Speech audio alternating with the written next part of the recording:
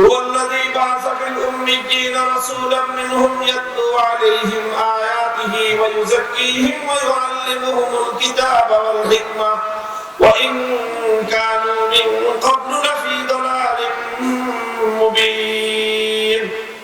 আল্লাহ বললেন যে তিনি এই নিরক্ষর শিক্ষাহীন জাতির মাঝে এমন একজন রাসূল প্রেরণ করলেন যে রাসূল তাদের মাঝে চারটি কাজ করলেন, আর সেই কাজের মাধ্যমে এই অসাধ্যকে তিনি সাধন করলেন।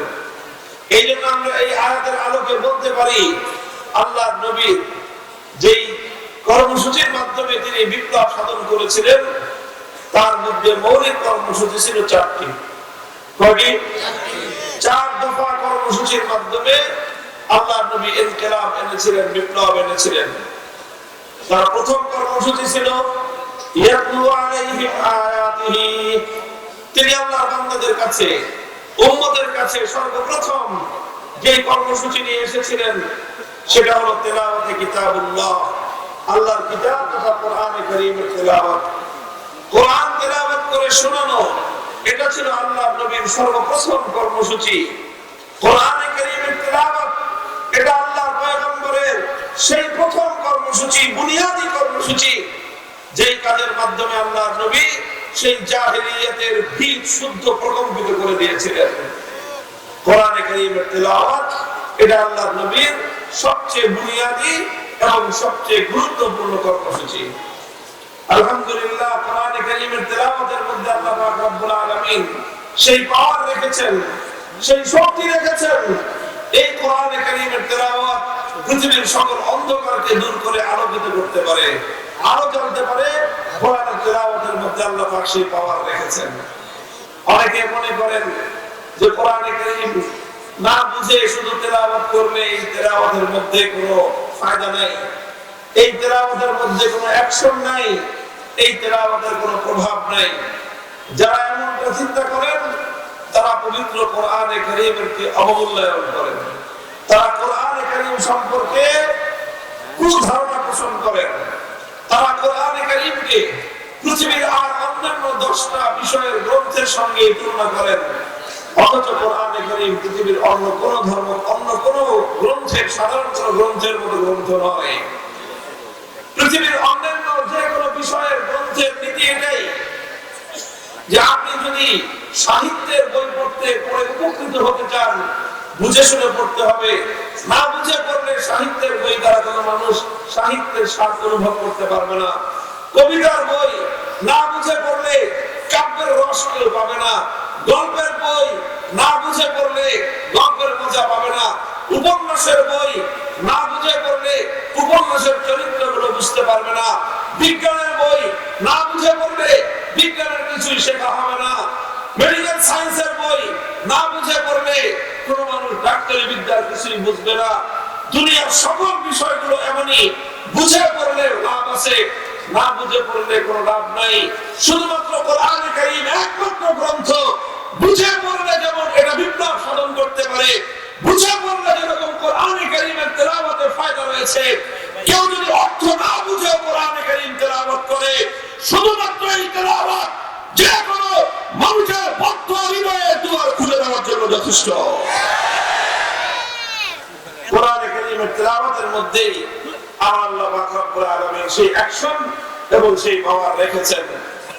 সিরাতুস সাহাবা, সাহাবায়ে কেরামের জীবনী, সিরাতুন নবী সাল্লাল্লাহু আলাইহি ওয়াসাল্লাম, নবী যুগে অনেক ঘটনাবলী ইতিহাসের পাতায়, হাদিসের কিতাবগুলোর মধ্যে বর্ণিত হয়। হযরত আবু বকর সিদ্দিক রাদিয়াল্লাহু তাআলা আনহু তিনি একবার মক্কা ছেড়ে চলে যাচ্ছেন। প্রতিমধ্যে একজন লোকের সঙ্গে দেখা, নাম হলো তার ইবনুদ দাগিনা। সেই এলাকার মক্কার প্রভাবশালী লোক, সর্দার কিসমের লোক। ইবনুদ দাগিনা আবু বকরকে জিজ্ঞাসা করলেন, আবু বকর কোথায় যাও? বললেন যে আমি মক্কা ছেড়ে চলে যাচ্ছি, মক্কায় থাকবো না। কেন থাকবে না? কারণ মক্কার লোকেরা আমাকে, আমার সঙ্গে অসৎ ব্যবহার করেছে, আমাকে যারা যন্ত্রণা দেয়, আমাকে উৎপাত করে। এই জন্য মক্কার মানুষের নির্যাতনে, নিপীড়নে অতিষ্ঠ হয়ে আমি মক্কা ছেড়ে চলে যাচ্ছি, আর থাকবো না। ইবনুদ দাগিনা বলল যে না, আবু বকর তোমার মতো সোনার মানুষ, পরোপকারী মানুষ মক্কা ছেড়ে চলে যেতে পারে না। তুমি যদি মক্কা ছেড়ে চলে যাও, এটা মক্কার অধিবাসীদের জন্য একটা কলঙ্কের বিষয় হবে। বহিরের বাইরের মানুষ বলবে যে মক্কার লোকেরা দুষ্ট, আবু বকরের মতো এরকম পরোপকারী সোনার মানুষের জায়গা যে মক্কায় হয় না, এই মক্কার মানুষ ভালো হতে পারে না। কাজে মক্কার বাসীদের বদনাম হবে। তোমার যাওয়ার দরকার নাই, চলো তোমার যত সমস্যা আমি সমাধান করে দিব। ইবনে দামিনা আবু বকরকে নিয়ে মক্কায় আসলেন। মক্কার লোকদেরকে ডেকে তিনি বললেন যে দেখো, আবু বকরের মতো মানুষ যদি তোমাদের মাঝ থেকে চলে যায়, আরবের মানুষ জানলে সারা আরবের মানুষ তোমাদেরকে ছি করবে যে তোমাদের এত খারাপ মানুষ, তোমাদের এলাকায় ভালো মানুষ থাকতে পারে না। কাজে আবু বকর তোমাদের এলাকায় থাকো, তোমরা তাকে উৎপাত করো না, তাকে জ্বালা যন্ত্রণা করো না। মক্কার লোকেরা বলেছিল আবু বকর আমাদের এলাকায় থাকুক, তাদের আসলে আমাদের কোনো আপত্তি নাই। এমনকি আবু বকর আমাদের বাপ দাদার ধর্ম ছেড়ে দিয়ে সে মুহাম্মদের ধর্ম গ্রহণ করেছে সাল্লাল্লাহু আলাইহি ওয়াসাল্লাম, এতেও আমরা আপত্তি করব না, সে তার ধর্ম পালন করুক। সে মুহাম্মদের ধর্মের দাওয়াত মানুষের কাছে দেয়, এটাও না হয় আমরা মেনে নিলাম। কিন্তু আবু বকরকে আমাদের একটা শর্ত মেনে চলতে হবে। কি শর্ত? যে আবু বকর কোরআনের তেলাওয়াত করে করুক, তবে সে কোরআনের তেলাওয়াতটা ঘরের বাইরে উঠোনে দাঁড়িয়ে সে করতে পারবে না। ঘরের দরজা জানালা বন্ধ করে ঘরের ভিতরে কোরআন তেলাওয়াত করতে হবে। এই হলো আমাদের একমাত্র শর্ত। ইবনে দামিনা বললেন সমস্যা কি? ঘর আবু বকরের নিজের মালিকানাধীন, ঘরের বারান্দা উঠান এটাও তারই জমি। সে ঘরে বললে কি, ঘরে উঠানে বললে তোমাদের সমস্যা কি? অন্যদের সমস্যা আছে। কি সমস্যা? মক্কার লোকেরা বলল যে আবু বকর যদি তার ঘরের উঠোনে দাঁড়িয়ে আবেগ মাখা কণ্ঠে যদি আল্লাহর কোরআনের তেলাওয়াত করতে আরম্ভ করে, তাহলে আমাদের ঘরগুলোতে এমন একটা পরিবেশ তৈরি হয় যে আমাদের আশেপাশে কোন ঘরে কোন বাড়িতে আমরা আমাদের ছোট ছোট বাচ্চাদেরকে পর্যন্ত ঘরের মধ্যে আবদ্ধ করে রাখতে পারি না। চুম্বক যেরকম লোহাকে আকর্ষণ করতে থাকে, আবু বকর যখন তার দরদ মাখা কণ্ঠে কোরআনের তেলাওয়াত করতে আরম্ভ করে, কোরআনের তেলাওয়াত আমাদের ঘরগুলো থেকে আমাদের ছোট্ট ছোট্ট বাচ্চাদেরকে পর্যন্ত চুম্বকের মতো টেনে নিয়ে যায়। সমস্ত বাধার বিন্ধ্যাচল পেরিয়ে মক্কার সমস্ত মানুষ আবু বকরের তেলাওয়াত শোনার জন্য তার বাড়ির চারপাশে হুজুম করে, ভিড় করতে আরম্ভ করে, একটা বিপ্লব সাধন হয়ে যায়। মুহতারাম হাজিরিন, অনেক ঘটনা হাদিসের পাতায় পাতায় বর্ণনা পাওয়া যায়। ওয়াযালিকা আউয়ালুল মা ওয়াকারাল ঈমানু ফি কলবি, বড় বড় দাম্ভিক মানুষ, পাষণ্ড হৃদয়ের মানুষ, শুধুমাত্র আল্লাহর কোরআনে কারীমের একটা তেলাওয়াত, একটা আয়াতের তেলাওয়াত তার হৃদয়ে গিয়ে আঘাত করেছে। তার হৃদয়ে বদ্ধ দুয়ার খুলে সেই হৃদয়ে হেদায়েতের আলো প্রজ্বলিত হয়ে গিয়েছে এবং অসংখ্য দৃষ্টান্ত রয়েছে। আজও আলহামদুলিল্লাহ কোরআনে কারীমের তেলাওয়াত এমন এক মন্ত্রমুগ্ধের জিনিস, যদি সারা দুনিয়ার মানুষের কর্ণকুহরে আল্লাহর কোরআনের তেলাওয়াতটুকু যদি যথাযথভাবে পৌঁছে দেওয়া যায়, এই পৃথিবীর রং বদলে যাবে। কোরআনে কারীমের তেলাওয়াত ইসলামী বিপ্লবের মূল মন্ত্র। এই তেলাওয়াত ঘরে ঘরে মঞ্জুরিত হোক, এই তেলাওয়াত মুসলমানের কণ্ঠে কণ্ঠে উচ্চারিত হোক, এই তেলাওয়াত মুসলমানদের পাড়ায় পাড়ায় আওয়াম তৈরি করুক। ইনশাআল্লাহ আল্লাহর রহমতের উপর ভরসা করে বলতে পারি, কোরআনের তেলাওয়াত যদি মুসলমানদের ঘরে ঘরে পাড়ায় পাড়ায় গুঞ্জরিত হতে থাকে, এই পাড়া মহল্লাগুলো থেকে নাস্তিকবাদ সহ ইসলাম বিরোধী সমস্ত শয়তানি চিন্তা দর্শন ধ্বংস হয়ে যাবে, পালিয়ে যেতে বাধ্য হবে।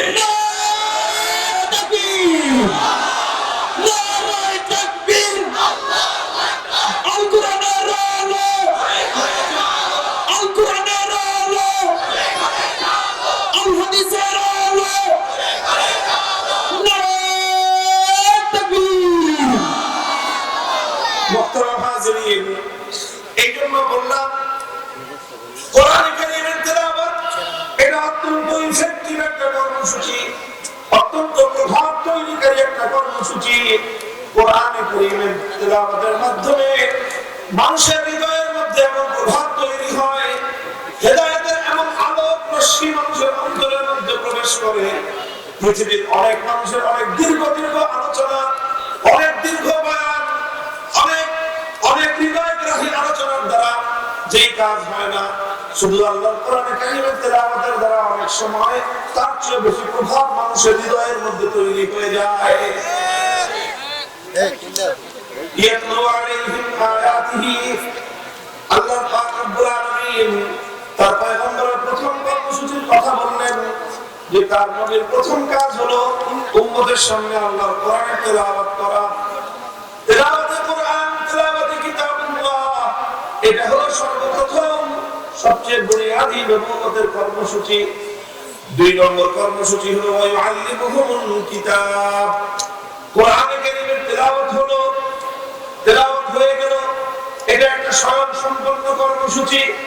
বুঝে হোক না বুঝে হোক, মর্মটা উপলব্ধি করুক বা না করুক, কোরআনে কারীম বিশুদ্ধভাবে তেলাওয়াত করা হলো, এটাই আল্লাহর পয়গম্বরের সর্বপ্রথম কর্মসূচি।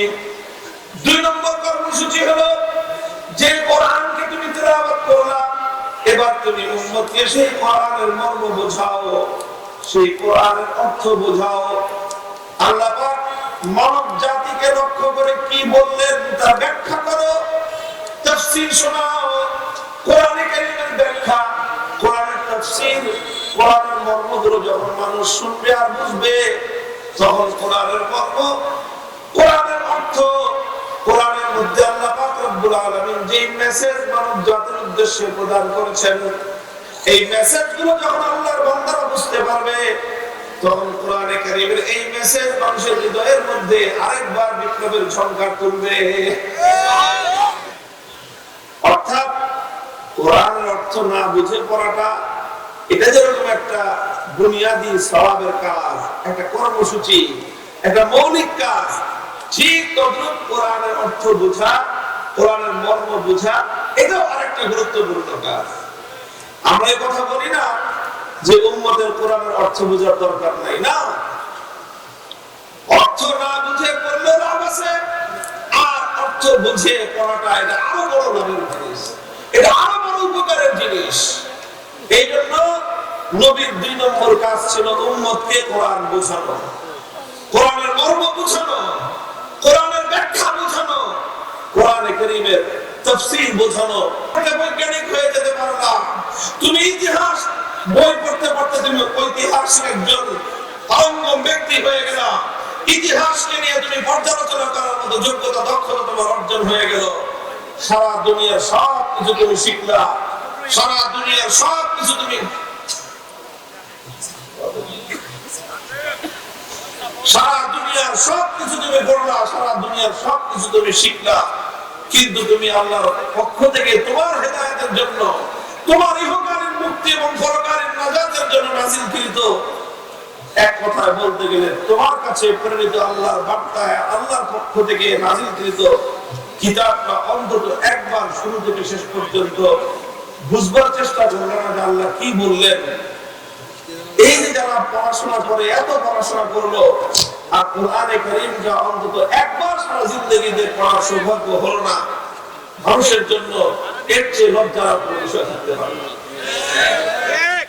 এই জন্য আমরা বলি যে বিশেষ করে যারা পড়াশোনা জানা মানুষ, প্রত্যেকের জন্য এটা অবশ্যই জরুরি যে যারা হাক্কানি উলামায়ে কেরাম কোরআনে কারীমের তাফসীর লিখেছেন, কোরআনে কারীমের অনুবাদ লিখেছেন, কোরআনে কারীমের লিখিত সেই অনুবাদ গ্রন্থ থেকে, সেই অনুবাদ এবং সেই তাফসীরের কিতাব থেকে অন্তত একবার অল্প অল্প করে হলেও পূর্ণ কোরআন শুরু থেকে শেষ পর্যন্ত এর অনুবাদ একবার পড়া চাই।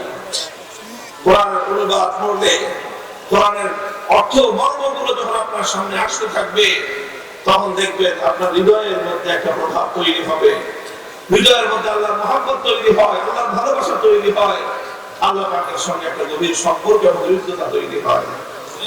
ইয়াতলু আলাইহিম আয়াতিহি ওয়া ইউআল্লিমুহুমুল কিতাব। এই জন্য আল্লাহর পয়গম্বরের 2 নম্বর কর্মসূচি, 2 নম্বর কাজ হলো মানুষের সামনে আল্লাহর কোরআনে কারীমের, আল্লাহর কিতাবের মর্ম এবং এর ব্যাখ্যা উপস্থাপন করা। এটা হলো 2 নম্বর কর্মসূচি আল্লাহর নবীর। নবীজির 3 নম্বর কাজ ওয়ায়ুআল্লিমুহুমুল কিতাবা ওয়াল হিকমা, তালিমে হিকমত। 2 নম্বর ছিল তালিমে কিতাব, 1 নম্বর ছিল তেলাওয়াতে কিতাব, 2 নম্বর ছিল তালিমে কিতাব, 3 নম্বর হলো তালিমে হিকমত, হিকমতের তালিম দেওয়া। উম্মতকে আল্লাহর বান্দাদের সামনে হিকমতের তালিম উপস্থাপন করা, এটা হলো নবী আকরাম সাল্লাল্লাহু আলাইহি ওয়াসাল্লামের 3 নম্বর মূল কর্মসূচি। তালিমে হিকমতের যে ব্যাখ্যা উলামায়ে উম্মত লিখেছেন, তালিমে হিকমতের যে তাফসীর উলামায়ে উম্মত লিখেছেন, হাকিমুল ইসলাম কারি তাইয়্যিব রাহমাতুল্লাহি আলাইহি, মুফতি আযম মুফতি শফি রাহমাতুল্লাহি আলাইহি তার তাফসীরে মাআরিফুল কোরআন, জগৎ বিখ্যাত তাফসীর গ্রন্থ, সেই তাফসীরের মধ্যে তালিমে হিকমতের যে অর্থ লিখেছেন সেটা হলো এই যে তেলাওয়াতে কিতাবুল্লাহর মাধ্যমে আমরা আল্লাহর কোরআনের তেলাওয়াত শোনানো মানুষকে। তালিমে হিকমতের যে অর্থ, তালিমে হিকমতের অর্থ হলো, দেখেন কোরআনে কারীম সম্পর্কে একটা মৌলিক কথা শুনে রাখেন।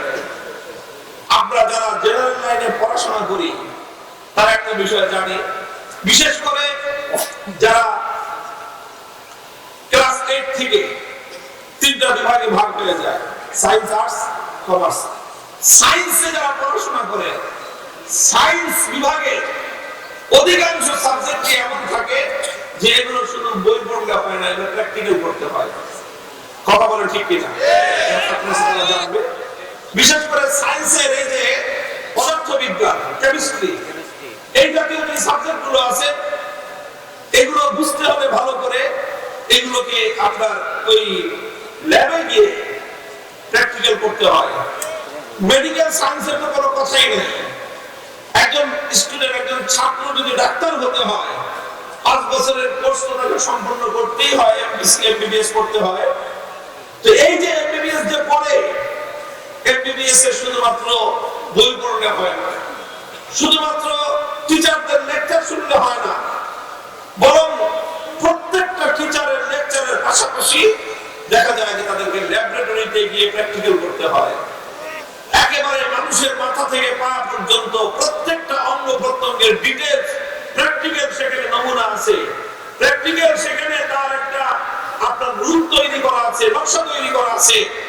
টিচাররা, শিক্ষকরা ছাত্রদেরকে প্র্যাকটিক্যাল দেখায় দেখায় মেডিকেল সায়েন্সের শিক্ষা দেয়, ডাক্তারি বিদ্যা শিক্ষা দেয়। শুধু বই পড়ে বক্তব্য শুনে পৃথিবীর কোনো মানুষ ভালো ডাক্তার হতে পারে না। যতক্ষণ পর্যন্ত প্র্যাকটিক্যাল না করবে ততক্ষণ পর্যন্ত ডাক্তার হওয়া সম্ভব নয়। তো মেডিকেল সায়েন্স যতটা প্র্যাকটিক্যাল, আল্লাহর কোরআনে কারীম তার চেয়েও বেশি প্র্যাকটিক্যাল কিতাব। কোরআন একটা প্র্যাকটিক্যাল কিতাবের নাম। কোরআনে কারীম যদি বুঝতে হয়, পরিপূর্ণভাবে ভালোভাবে বুঝতে হয়, শুধু তেলাওয়াত করে কোরআন পূর্ণ বোঝা তো যায় না। কোরআন শুধু পড়ে পড়ে, তাফসীর পড়ে, এর অনুবাদ করেও কোরআনে কারীম পূর্ণ ভালোভাবে বোঝা যায় না। এই জন্য আল্লাহর নবীর 3 নম্বর দায়িত্ব হলো উম্মতকে আল্লাহর কোরআনে কারীমের এক একটা বিষয় প্র্যাকটিক্যাল করে করে বুঝিয়ে দেওয়া। প্র্যাকটিক্যাল বোঝানো এটা আল্লাহর পয়গম্বরের 3 নম্বর কাজ। এই জন্য দেখা যায় আল্লাহর নবীর উপর যখন কোন আয়াত নাযিল হতো, তিনি প্রথমে তেলাওয়াত শোনাতেন, এরপরে সেই আয়াতের ব্যাখ্যা, মর্ম ব্যাখ্যা করে উম্মতকে বুঝিয়ে দিতেন। এরপর আল্লাহর নবী নিজে সেই এক একটা আয়াত এবং এক একটা বিধান প্র্যাকটিক্যালি বাস্তবায়ন করে উম্মতকে বুঝিয়ে দিয়েছেন যে এই বিধানটা এইভাবে বাস্তবায়ন করতে হয়। যেরকম কোরআনে কারীমের মধ্যে আয়াত নাযিল হলো, আকিমুস সালাত ওয়া আতুজ যাকাত, সালাত কায়েম করো, নামাজ কায়েম করো, যাকাত আদায় করো, যাকাত বাস্তবায়ন করো। আল্লাহর নবী নামাজের আয়াত, যাকাতের আয়াত তেলাওয়াত করলেন। 1 নম্বর দায়িত্ব, 1 নম্বর কর্মসূচি পালন হলো। এরপরে 2 নম্বর এটার অর্থ বোঝালেন। সালাতের অর্থ কি? সালাতের অনেকগুলো অর্থ হয়, অনেকগুলো অর্থে ব্যবহার হয় সালাত। সালাত কখনো দুরূদের অর্থে ব্যবহার হয়, সালাত কখনো দোয়ার অর্থে ব্যবহার হয়, সালাত কখনো রহমতের অর্থে ব্যবহার হয়, আবার সালাত একটা ইবাদত, নামাজের অর্থে ব্যবহার হয়। আল্লাহ রাসূল সাল্লাল্লাহু আলাইহি ওয়াসাল্লাম ব্যাখ্যা করে বুঝিয়ে দিয়েছেন যে কোন জায়গায় সালাত অর্থ নামাজ পড়া, এটা আল্লাহর নবী ব্যাখ্যা করে মৌখিকভাবে বুঝিয়ে দিয়েছেন। এটাই উম্মত সালাত পরিপূর্ণভাবে নামাজের ব্যাখ্যা বুঝতে পারে নাই। এজন্য আল্লাহর নবী সালাতের অর্থ ব্যাখ্যা করে বুঝিয়ে দেওয়ার পর তিন নম্বর যে কাজটা করেছেন সেটা হলো তিনি নিজে সালাত আদায় করেছেন, নিজে উম্মতের সামনে নামাজ পড়েছেন। মদিনার মসজিদে নববীর মধ্যে একদিন আল্লাহ নবী মিম্বরের উপর দাঁড়িয়ে 2 রাকাত নামাজ পড়লেন। এরপর উম্মতকে বললেন, সাল্লু কামা রাআইতুমুনি উসাল্লি, হে উম্মত, তোমরা নামাজ ওইভাবে পড়বা যেভাবে আমার হাদিসে বর্ণনা হয়েছে, সেভাবে নয়। সেটা বলেন নাই, আমাকে যেভাবে বলতে শুনেছো সেভাবে নয়, বরং তোমরা নামাজ কিভাবে পড়বা, আমাকে যেভাবে নামাজ পড়তে দেখেছো, আমাকে দেখে দেখে তোমরা নামাজ শিখবা। নামাজ প্র্যাকটিক্যাল আল্লাহর নবীকে দেখে সাহাবায়ে কেরাম শিখেছেন, সাহাবায়ে কেরামকে দেখে তার পরবর্তী উম্মত শিখেছে। এভাবে 1400 বছর পর্যন্ত উম্মত পূর্বসূরীদেরকে দেখে দেখে আল্লাহর নবীর পক্ষ থেকে যে নামাজের শিক্ষা প্র্যাকটিক্যালি দেওয়া হয়েছিল, সেই প্র্যাকটিক্যাল নামাজের শিক্ষা আজ পর্যন্ত উম্মত নবীওয়ালা সেই নামাজ দেখে দেখে শিক্ষা গ্রহণ করতে হয়। এইভাবে আল্লাহর নবী ইসলামের প্রত্যেকটা বিধান, যাকাত শুধুমাত্র ব্যাখ্যা করে বুঝিয়ে দিয়ে ক্ষান্ত হন নাই, বরং যাকাত ব্যবস্থা তিনি সমাজে বাস্তবায়ন করেছেন। হজ তিনি শুধু করতে বলে ক্ষান্ত হন নাই, বরং পুরা 100 লক্ষ সাহাবায়ে কেরামকে তিনি নিজে সঙ্গে করে নিয়ে হজের প্রত্যেকটা রকম প্রত্যেকটা বিধান পালন করেছেন। আর উম্মতকে বলেছেন, আমি যেভাবে হুজু আন্নি মানাসিকাকুম, আমাকে যেভাবে হজ করতে দেখলে, আমাকে যেভাবে তাওয়াফ করতে দেখলে, আমাকে যেভাবে উকুফে আরাফা করতে দেখলে, আমাকে যেভাবে রমিয়ে জিমার করতে দেখলে, প্রত্যেকটা হজের আমল আমি নবীকে দেখে দেখে তোমরা শিখে রাখো। জিহাদ করতেছেন আল্লাহর নবী, উম্মতকে শুধু জিহাদের কথা বলে ক্ষান্ত হন নাই। 27টা জিহাদে আল্লাহর নবী নিজে সশরীরে অংশগ্রহণ করে, শত্রুর সঙ্গে লড়াই করে, জিহাদ করে, কখনো রক্ত দিয়ে, কখনো মাথা ভেঙে, কখনো দান্দার মুবারক শহীদ করে, কখনো আহত হয়ে, কখনো রক্তাক্ত হয়ে আল্লাহর নবী উম্মতকে প্র্যাকটিক্যাল শিক্ষা দিয়েছেন। আল্লাহর দ্বীনের জন্য, মানবতার জন্য, আল কোরআনের সমাজ করবার জন্য কিভাবে রক্ত দিতে হয়, কিভাবে শাহাদাত বরণ করতে হয়, কিভাবে জীবন দিতে হয়, সর্বোচ্চ ত্যাগ এবং কোরবানির নজরানা কিভাবে পেশ করতে হয়, নবী নিজে প্র্যাকটিক্যাল করে দেখিয়ে দিয়েছেন। ইয়াতলু আলাইহিম আয়াতিহি ওয়া ইউআল্লিমুহুমুল কিতাবা ওয়াল হিকমাতা ওয়া ইউযাক্কিহিম ইন্নাকা আনতাল আজিজুল হাকীম।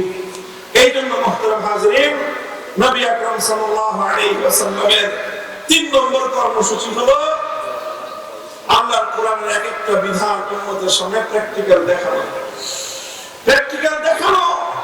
এই জন্য নবী আকরাম সাল্লাল্লাহু আলাইহি ওয়াসাল্লাম শুধুমাত্র কোরআনে কারীমের আয়াতের ব্যাখ্যা করে ক্ষান্ত হন নাই, শুধু তাফসীর করে দিয়ে দায়িত্ব ক্ষান্ত করেন নাই। হে উম্মতের উলামায়ে কেরাম, আলেম সমাজকে আল্লাহর নবী বলে দিয়েছেন, আল উলামা ওয়ারাসাতুল আম্বিয়া, উম্মতের আলেমরা হলেন নবীদের উত্তরাধিকারী, উম্মতের আলেমরা হলেন নবীদের স্থলাভিষিক্ত। কিয়ামত পর্যন্ত আর কোন নবী আসবে না। নবী যে কাজগুলো করে গিয়েছেন, সেই কাজগুলো উম্মতের মধ্যে বাস্তবায়ন করা, সমাজের মধ্যে বাস্তবায়ন করা সর্বপ্রথম দায়িত্ব হলো আলেম সমাজের। আল্লাহর নবী সেই দায়িত্ব আলেম সমাজকে দিয়ে গিয়েছেন। মুহতারাম হাজিরিন, আল্লাহর নবী শুধুমাত্র নামাজ, রোজা, হজ, যাকাতের বিধান প্র্যাকটিক্যাল দেখিয়ে ক্ষান্ত হন নাই।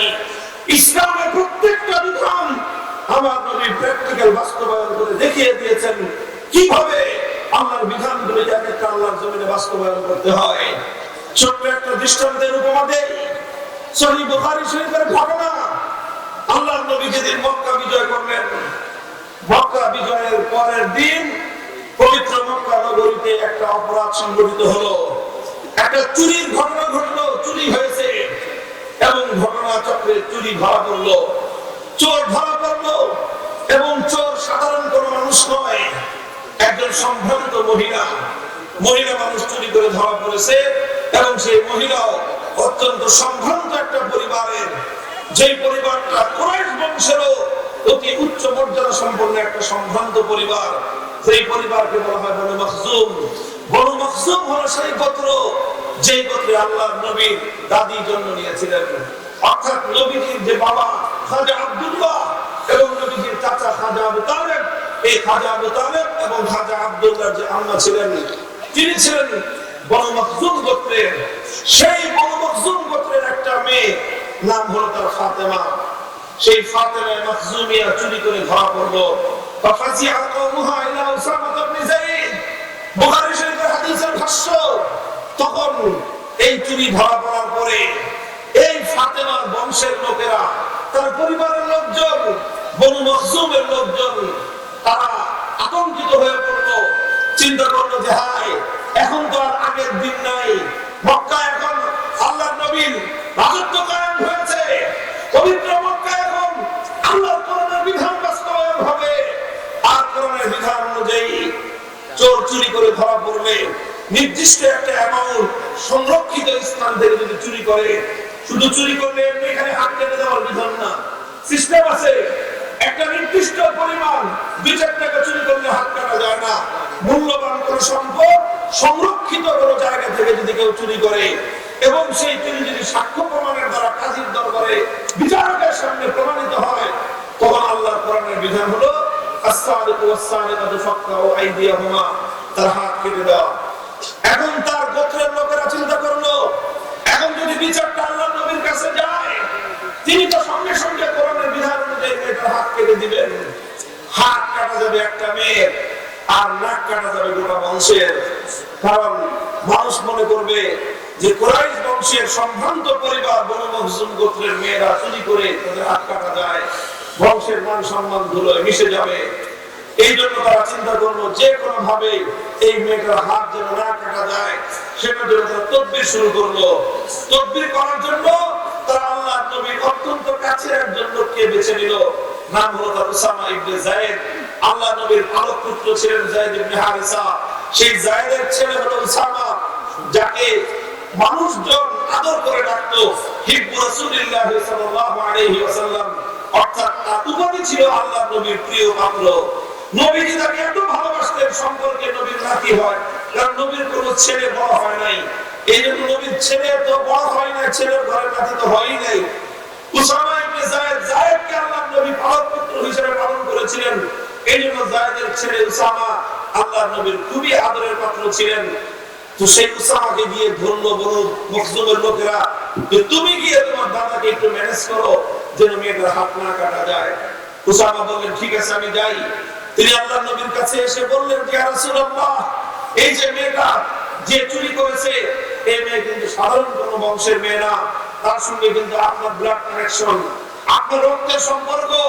এখন যদি এই মেয়েটার হাত কাটা যায়, আপনার নিজের সম্মান ধুলোয় মিশে যাবে, আপনার বংশের মান সম্মান ধুলোয় মিশে যাবে। কাজেই কি ব্যবস্থা করা যায় এটা সিস্টেম করে দিয়ে আল্লাহর নবীর কাছে যখন এই তদবির নিয়ে উসামা ইবনে যায়েদ গেলেন, বুখারী শরীফের হাদিসের ভাষ্য, ফাতাগায়্যারা ওয়াজহু রাসূলিল্লাহ সাল্লাল্লাহু আলাইহি ওয়াসাল্লাম ওয়া ক্বালা তাশফাউ ফি হাদ্দিন মিন হুদুদিল্লাহ। আল্লাহর নবীর চেহারা বদলে গেল।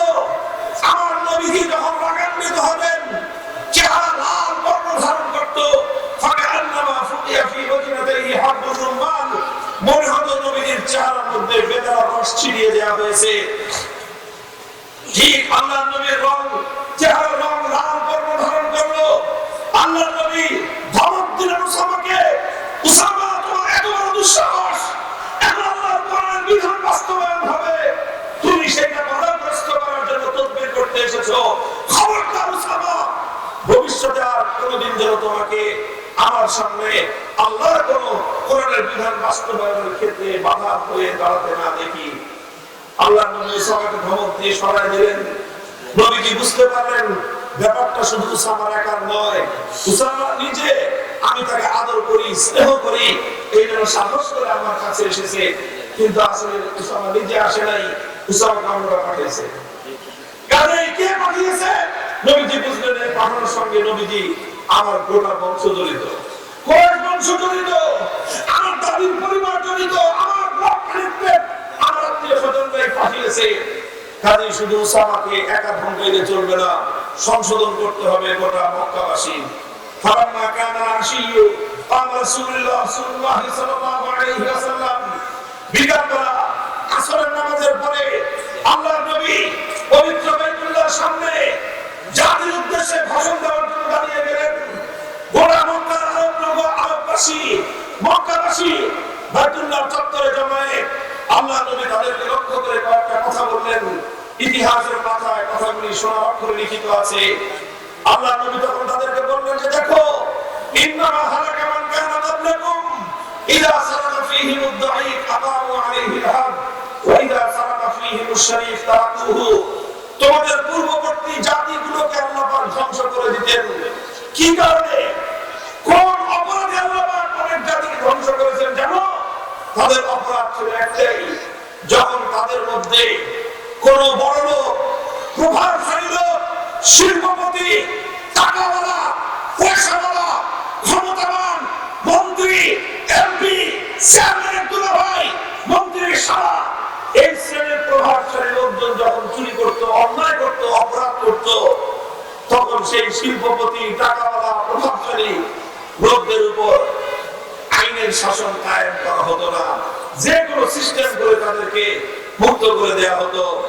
আর সেম একই অপরাধ যখন একই অপরাধ করলো কোন দুর্বল মানুষ, কোন গরিব মানুষ, কোন মেহনতি মানুষ, কৃষক, শ্রমিক, রিকশাওয়ালা, মজদুর, ঠেলাগাড়ি চালক, নৌকার মাঝি, রাস্তার বিনতি অথবা রাস্তার টোকায়, এই জাতীয় মানুষ ওই একই অপরাধ করলে তখন তার উপরে আইনের শাসন 100 ভাগের জায়গায় 200 ভাগ কায়েম করতে হবে।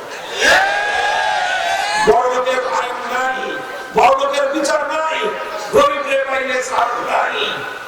এইভাবে একই দেশে, একই সমাজে প্রভাবশালী লোকদের বিচার নাই, দুর্বলকে পাইলে তখন তার উপর দিয়ে আইনের শাসন কায়েম করা হয়।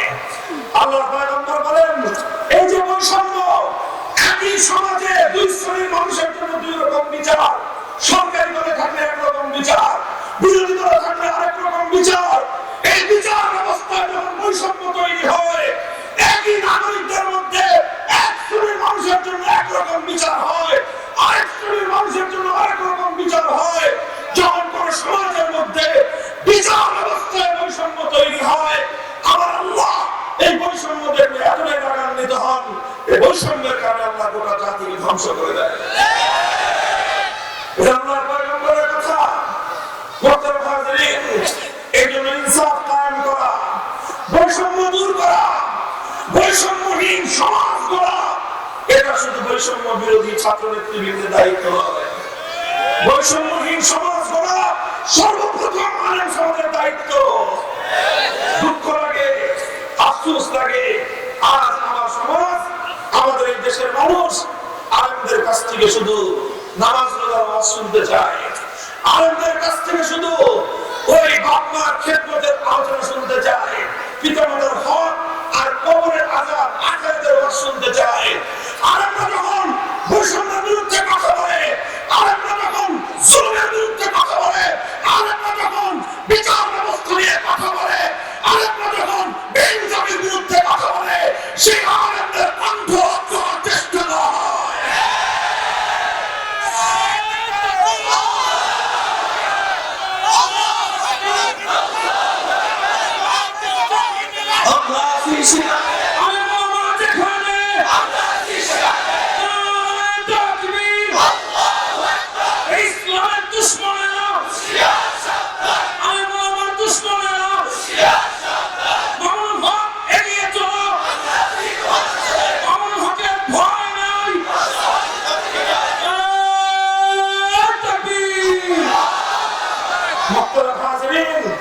খুব ভালো করে শুনে রাখবেন, মনে রাখবেন বিষয়টা। ইনসাফ, সাম্য, এটা মামুলি কোনো বিষয় নয়। বেইনসাফি, জুলুম, অত্যাচার অনেক বড় অন্যায়, অনেক বড় অন্যায়। এই অন্যায়কে সমাজ থেকে মূলোৎপাটন করে সমাজ ইনসাফ কায়েম করা, সাম্য প্রতিষ্ঠা করা, ন্যায় বিচার প্রতিষ্ঠা করা, এটা সর্বপ্রথম আলেম সমাজের জিম্মাদারি। পবিত্র কোরআন খুলেন, সূরাতুল হাদীদ 27 নম্বর পারার সর্বশেষ পৃষ্ঠা, প্রথম আয়াত। আল্লাহ বলছেন, লাকাদ আরসালনা রুসুলানা বিল বায়িনাত ওয়া আনজালনা মাআহুমুল কিতাবা ওয়াল মিজান লিয়াকুমান নাসু বিল কিসতি। আল্লাহ বলতেছেন, আমি যুগে যুগে নবীদেরকে পাঠিয়েছি, যুগে যুগে আমি আসমান থেকে কিতাব নাযিল করেছি। কেন করেছি? নবীরা দুনিয়াতে কেন এসেছেন? আমার আসমানি কিতাব, তাওরাত, জাবুর, ইনজিল, কোরআন, এই সমস্ত কিতাবগুলো আমি দুনিয়ার মানুষের এসেছি শুধুমাত্র নামাজ রোজার জন্য না, নামাজ রোজার জন্য অবশ্যই, ঈমান আকীদার জন্য অবশ্যই। অন্যতম একটা মৌলিক উদ্দেশ্য নবীদের সমস্ত পয়গম্বরদের অন্যতম মৌলিক কর্মসূচি হলো লিয়াকুমান নাসু বিল কিসতি, মানব সমাজে ইনসাফ কায়েম করা। ইনসাফ কায়েম করা, যদি ইনসাফ কায়েম করার জন্য আমরা চেষ্টা করতে না পারি, বেইনসাফের বিরুদ্ধে যদি রুখে দাঁড়াতে না পারি, আলেম পরিচয় ধারণ করবার অধিকার আমার না। এটা বলতে হবে। এটা বলতে গেলে জালেমদের, অত্যাচারীদের, অন্যায়কারীদের, বেইনসাফকারীদের রোষানলে পড়তে হবে। রোষানলে পড়বো জুলুম